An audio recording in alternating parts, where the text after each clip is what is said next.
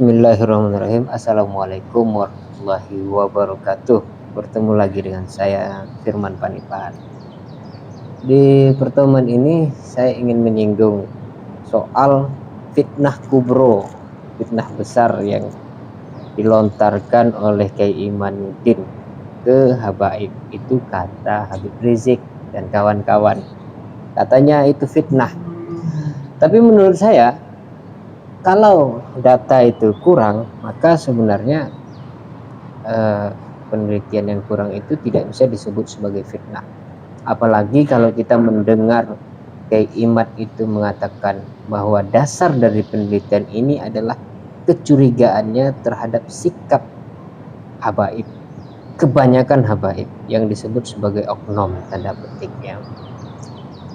Oknum ini yang mengatakan bahwa saya cucu Nabi, ente siapa? Itu kata Habib Bahar ketika di pengadilan. Saya katakan saja Habib Bahar dan saya tidak takut dengan, karena itu memang fakta.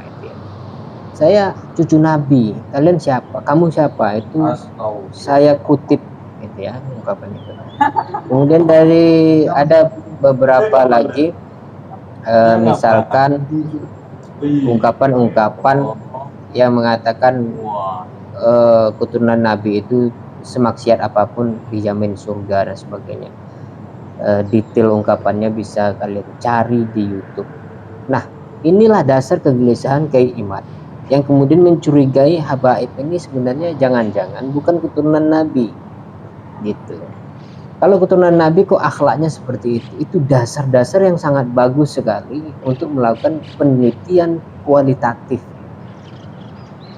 Dasarnya apa? Yaitu tadi, Nabi itu tidak mungkin seperti itu. Kalau ada dalih misalnya Nabi itu kalau marah-marahnya luar biasa, tegasnya tegas luar biasa, tapi tidak mungkin Nabi itu caci maki.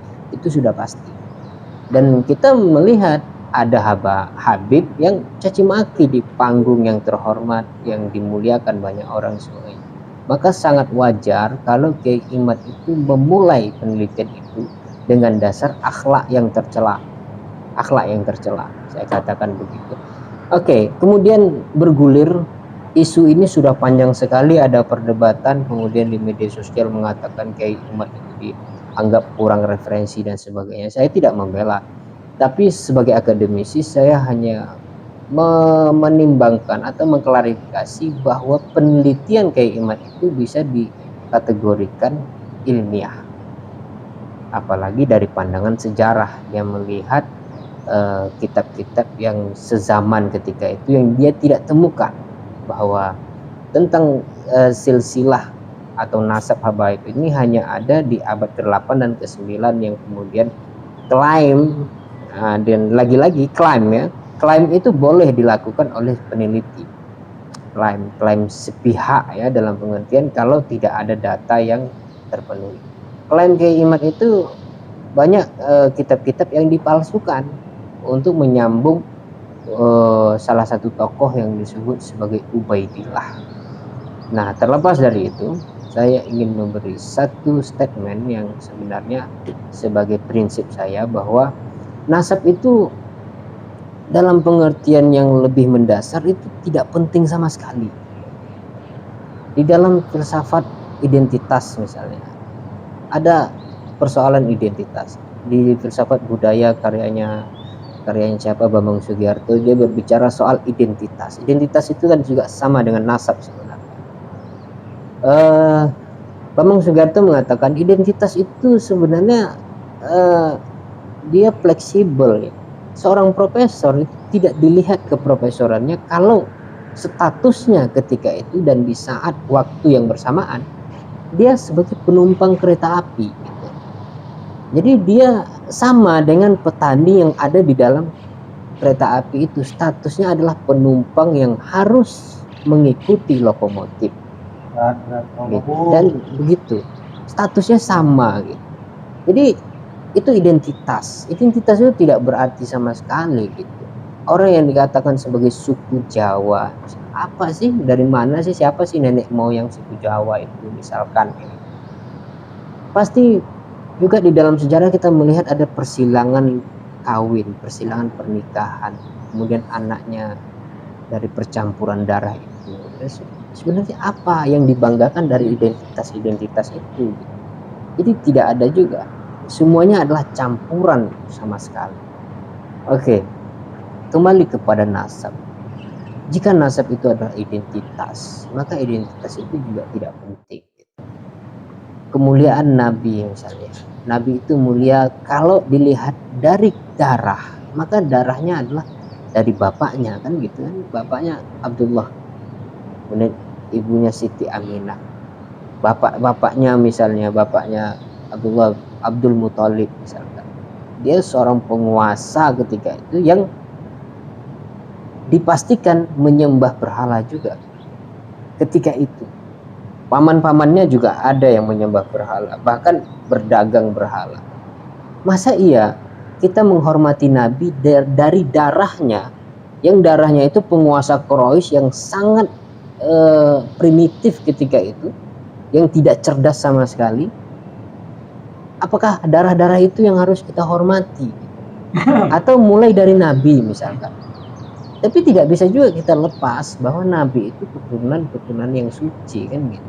Nah, oke. Jadi berhentilah kita berbicara darah yang suci. Darah yang suci itu darah siapa? Darah Nabi Muhammad, atau darah keturunannya kepada kakek moyangnya Nabi Ismail, atau lebih jauh lagi Nabi Ibrahim, atau bahkan Nabi Adam. Yang mana sebenarnya yang ingin kita pedomani?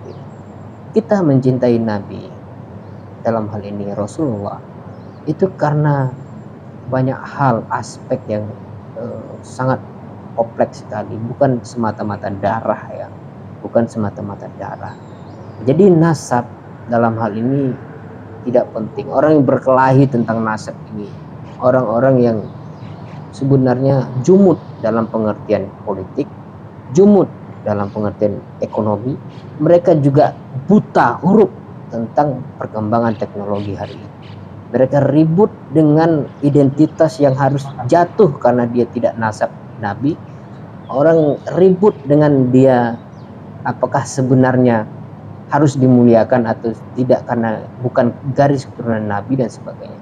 Berhentilah berbicara soal itu, karena di depan kita ada teknologi, perkembangan budaya, ada macam-macam yang menjadi yang paling di depan mata kita adalah 10 Oktober nanti, bukan 10 Oktober, di bulan Oktober nanti pelantikan presiden baru, yang hari ini isunya presiden kita sedang sakit kakinya. Ini lebih krusial untuk dibahas daripada Anda keturunan Nabi atau bukan, ini fitnah atau sebagainya. Dah, saya melihat reaksi-reaksi dari habaib juga, yang ada juga acuh tidak acuh, ada juga respon dengan kasar. Tapi dibalik itu saya melihat aura yang kemudian mereka khawatir kalau orang tidak lagi menghormati habaib. Menurut saya orang menghormati habaib, termasuk saya juga menghormati Habib Rizik, itu bukan karena Habib, bukan karena dia keturunan Nabi. Kendati walaupun dia keturunan Nabi, itu plus-plus saja gitu. Saya menghormati dan mengagumi beliau karena perjuangannya sangat luar biasa dalam hal amar ma'ruf nahi munkar. Oke, dan saya tidak sepakat dengan apa yang dikatakan fitnah besar ya, fitnah yang keji terhadap habaib. Ini hanyalah persoalan penelitian ilmiah yang perlu dibuktikan terus-menerus, dan intinya kita nggak usah ribut soal keturunan. Terima kasih. Wassalamualaikum warahmatullahi wabarakatuh.